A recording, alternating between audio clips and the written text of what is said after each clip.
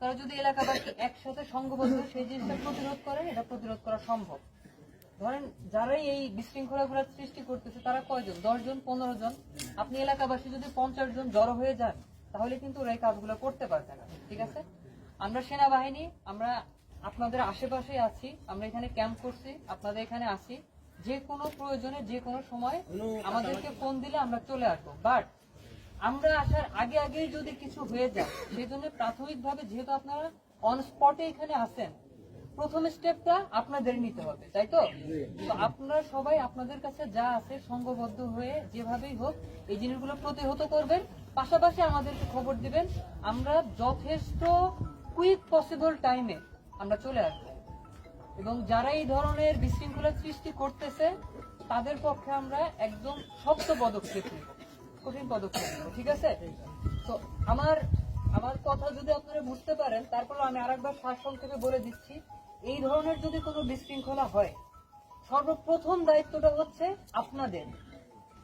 যদি 5 জন এসে কোনো বিশৃঙ্খলা করে, আপনারা 20 জন আগে আসবেন, এসে সেই জিনিসটাকে আটকানোর চেষ্টা করবেন, তাহলে ওরা সাহস পাবে না। বুঝতে পারছেন? ধন্যবাদ। আর কোনো সমস্যা হলে অবশ্যই আমাকে জানাবেন, আমরা যত দ্রুত সম্ভব আপনাদের এখানে চলে আসবো। ঠিক আছে স্যার, আপনাদের কার্ড দিয়ে যান, নাম্বার দিয়ে যান আমাদের।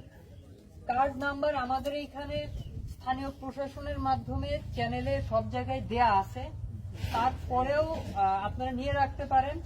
আচ্ছা, আমার নাম্বারটা 01733202484। আপনারা কোনো সমস্যা হলে কল দিবেন, আমরা চলে আসবো।